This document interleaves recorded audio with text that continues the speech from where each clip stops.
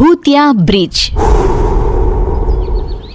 मीना अपने परिवार के साथ जारूडीह नाम के छोटे से गांव में रहती थी।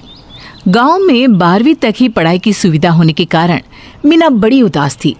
शाम को खेत से लौटकर श्यामल मीना से कहता है, मेरी लाडो रानी को क्या हुआ? इतनी उदास क्यों है? मेरे रिजल्ट आ गए हैं बाबा, 80% नंबर आए हैं मेरे। ये तो खुशी की बात है बेटी। पर मुझे आगे पढ़ना है बाबा, और गांव में तो आगे पढ़ाई की सुविधा ही नहीं है। हट पगली, इतनी सी बात से उदास होती है? मैंने इसका उपाय पहले से ही सोच रखा था।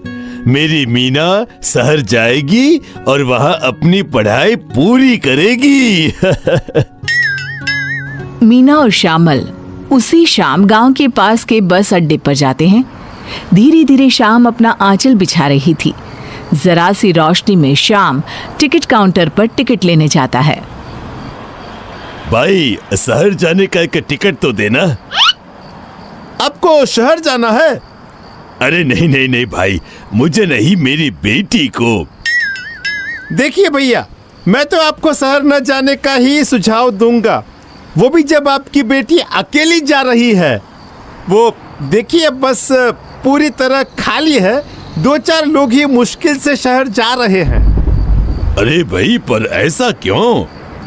शहर जाने वाला रास्ता बुरी तरह से खराब हो चुका है और इसीलिए आज बस पुरानी ब्रिज से जाएगी। हाँ भाई, तो उससे क्या? आपको नहीं पता? अरे भाई, वो ब्रिज भूतिया है। आप ये क्या बातें कर रहे हैं अंकल? ऐसा कुछ नहीं होता। बिना कुछ सोचे समझे टिकट लेकर मीना बस में चढ़ जाती है। धीरे धीरे बस शुरू होती है, पर अचानक ही मौसम खराब होने लग जाता है। हे भगवान, सफर शुरू भी नहीं हुआ कि आत्माएं अपना असर दिखाने लगी। बस पुराना ब्रिज पार करवा देना, हे भगवान। खराब मौसम और धुंध के बीच ड्राइवर जैसे तैसे बस को ब्रिज तक ले जाता है। ब्रिज पर पहुंचते ही बस रुक जाती है। लो लो लो लो लो लो, आ गए वो। अब सब मरेंगे, सबके सब मरेंगे। अरे तुझे मैंने बोला था ना चुप रहने को, ऐसे तो बाकी सभी को डरा देगा तू। चुप हो जा। तभी सभी को बच्चों के हंसने की आवाजें आती हैं। माँ देखो ना, शिकार, भूख लगी है। माँ वो देखो।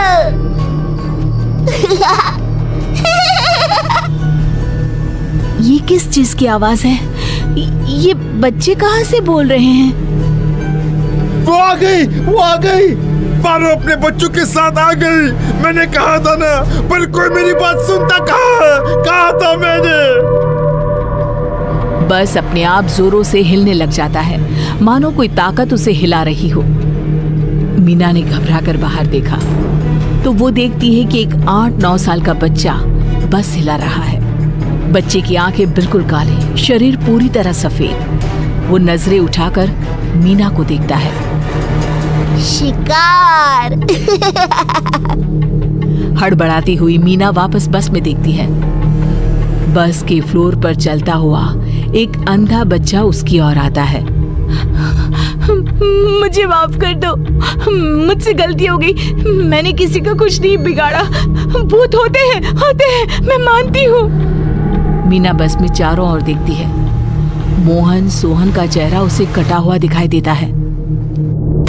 हम मरे हुए हैं मीना। इस बस में तुम्हारे और ड्राइवर के अलावा सब मरे हुए हैं। हम इन बच्चों और उनकी माँ के शिकार हुए थे। भाग जाओ मीना, ड्राइवर भैया भाग जाइए। ये कहते ही मोहन सोहन के अलावा जो 2-4 लोग बस में थे सभी गायब हो जाते हैं। चलो बेटी, यहाँ से भागते हैं। मैं तो काम को लेकर मजबूर था, पर तुझे क्यों आना था इस बस में? ये लोग कौन हैं और हमें क्यों मारना चाहते हैं भैया? बेटी, ये ब्रिज भूतिया है।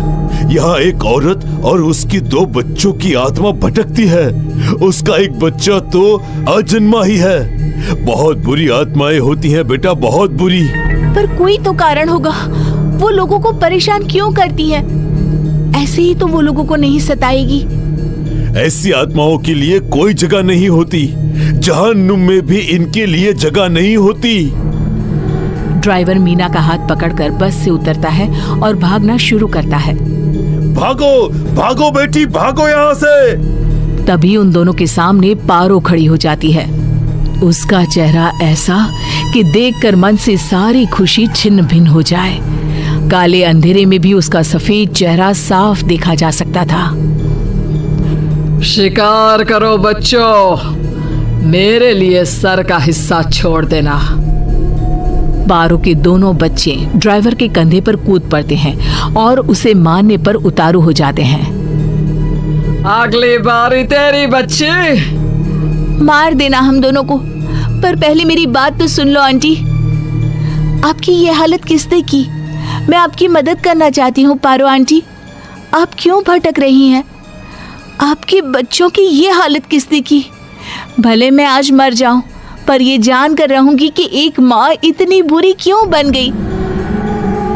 जहाँ ये ब्रिज है वहीं मेरा घर हुआ करता था।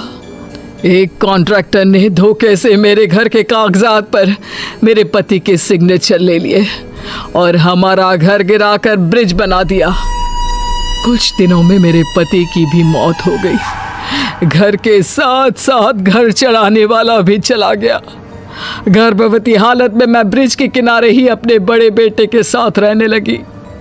फिर एक दिन एक गाड़ी की चपेट में आकर मेरी मौत हो गई। उसके बाद से मैंने कभी किसी गाड़ी को यहाँ से जाने नहीं दिया। अब होगा इंसाफ उस कॉन्ट्रैक्टर का। उसे जेल और आपकी आत्मा को शांति। बहुत हुआ इस मौत का खेल। शायद आज ये बस इस ब्रिज पर आपको आजाद करने ही आई है।